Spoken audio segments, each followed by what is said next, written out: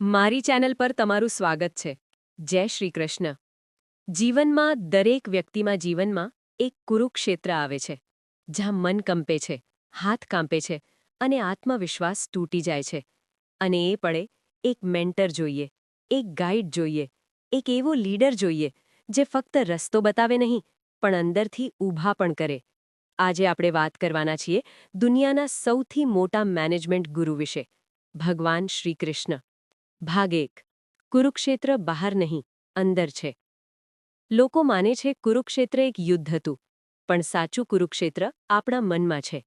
જ્યારે ડિસિઝન લેવો હોય પણ દિલ ડરે, જ્યારે રિસ્પોન્સિબિલિટી મોટી હોય પણ કોન્ફિડન્સ તૂટી જાય, એ જ છે તમારું કુરુક્ષેત્ર. અર્જુન પણ ડર્યો હતો. એ વોરિયર હતો, પાવરફુલ હતો, પણ એક ક્ષણે તૂટી ગયો. એણે કહ્યું, હું નથી લડી શકતો. આજ પણ કેટલા લોકો લાઈફના પ્રેશર સામે એ જ કહે છે, આઈ ક્વિટ. પણ ત્યાં આવ્યા મેનેજમેન્ટ ગુરુ શ્રી કૃષ્ણ. ભાગ 2. ટ્રુ લીડરશિપ શું છે?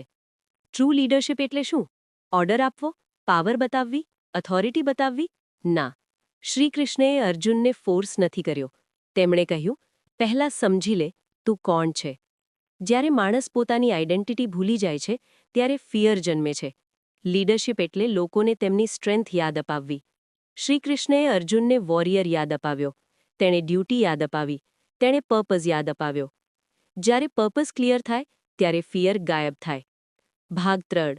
ઇમોશનને રિજેક્ટ નહીં, એક્સેપ્ટ. અર્જુન રડી પડ્યો. તે કન્ફ્યુઝડ હતો, તે ઇમોશનલ હતો, પણ શ્રીકૃષ્ણએ એની ઇમોશનને વીકનેસ નથી ગણાવી.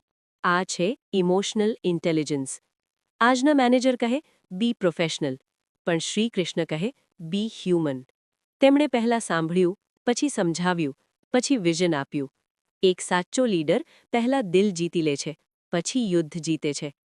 ભાગ 4. ડિટેચમેન્ટનું સૌથી મોટું મેનેજમેન્ટ ફોર્મ્યુલા. કર્મ કર, ફળની ચિંતા ન કર. આ ફક્ત સ્પિરિચ્યુઅલ વાત નથી, આ હાઈએસ્ટ લેવલ મેનેજમેન્ટ સ્ટ્રેટેજી છે. જ્યારે માણસ રિઝલ્ટનો ડર રાખે ત્યારે સ્ટ્રેસ આવે. જ્યારે માણસ પ્રોસેસ પર ફોકસ કરે ત્યારે એક્સેલન્સ આવે. કૃષ્ણએ અર્જુનને રિઝલ્ટ પરથી અટેન્શન હટાવી એક્શન પર ફોકસ કરાવ્યું. તારું કામ કર, રિઝલ્ટ હું સંભાળી લઉં.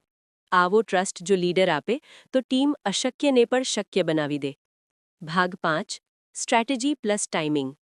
મહાભારતમાં દરેક ક્રિટિકલ મોમેન્ટ પર શ્રીકૃષ્ણની સ્ટ્રેટેજી હતી.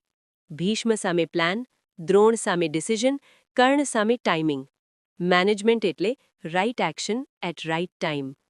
પાવર હોવી પૂરતી નથી, વિઝડમ હોવી જરૂરી છે. ભાગ 6. Servant leadership. વિચાર કરો, શ્રીકૃષ્ણ ભગવાન હતા, તેઓ કિંગ બની શકતા હતા, પણ તેમણે શું પસંદ કર્યું? રથ ચાલક બનવાનું. આ છે સર્વન્ટ લીડરશિપ. સાચો લીડર પાછળથી પુશ કરે છે, આગળથી કંટ્રોલ નથી કરતો.